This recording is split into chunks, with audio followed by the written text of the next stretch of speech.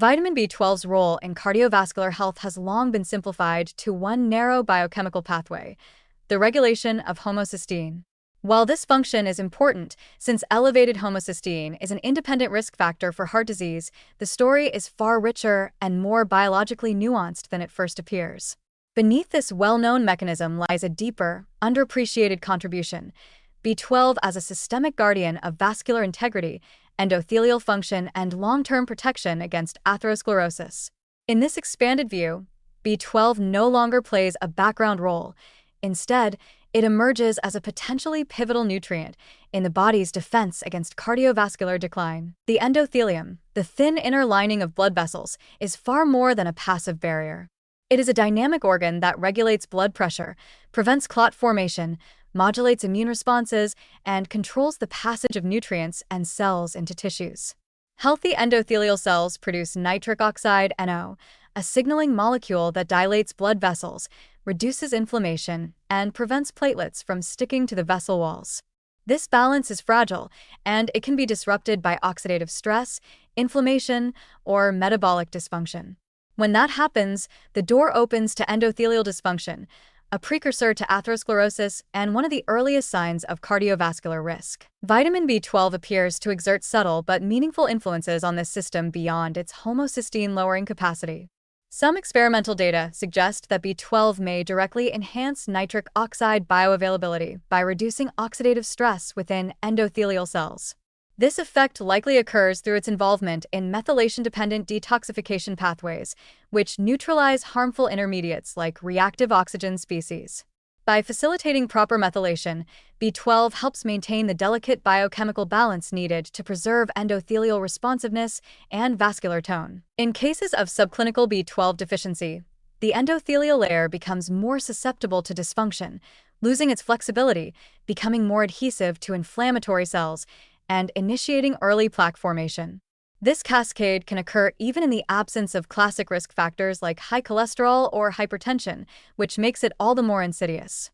Small clinical studies have found that individuals with low or borderline B12 levels often exhibit impaired flow-mediated dilation, a measure of endothelial function, and signs of arterial stiffness, markers that typically precede overt cardiovascular disease by years. Moreover, B12's protective influence extends to the prevention of foam cell formation and vascular calcification, both of which are hallmarks of progressing atherosclerosis. Through its antioxidant effects and role in DNA repair, B12 helps prevent the transformation of macrophages into foam cells, a process triggered by oxidized LDL particles and central to plaque buildup. In doing so, B12 may slow the transition from a benign fatty streak to a fibrous, rupture-prone plaque that causes heart attacks or strokes. This role is not merely theoretical. Some observational studies suggest that individuals with better B12 status have less coronary artery calcification and a lower overall burden of atherosclerotic disease. What makes this connection particularly relevant today is the quiet epidemic of low B12 status in various populations. Elderly individuals, those with digestive disorders, vegans, vegetarians, and even people on common medications like proton pump inhibitors or metformin often have suboptimal B12 levels despite appearing outwardly healthy.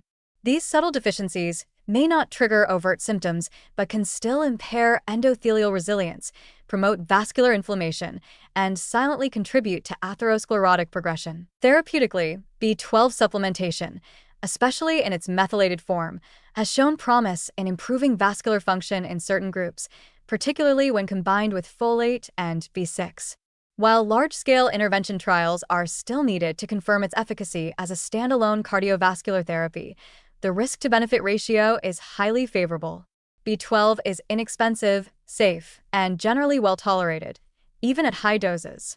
Its supplementation could represent a low-cost adjunctive strategy to support heart health, especially in individuals who have metabolic syndrome, elevated homocysteine, or endothelial dysfunction not fully addressed by traditional therapies. In the broader framework of cardiovascular prevention, B12 reminds us that health is built not only on managing lipids and blood pressure, but on sustaining cellular processes that keep the inner lining of our arteries functional and protected.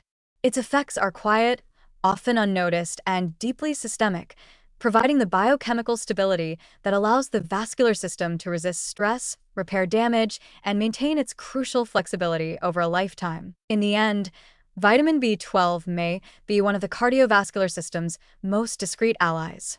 While it doesn't command the spotlight like statins or antihypertensives, it works tirelessly behind the scenes, shoring up defenses at the microscopic level. Recognizing and restoring this quiet support may be a key strategy in reducing cardiovascular risk, not just by lowering homocysteine, but by fortifying the very tissue that carries the lifeblood of our health.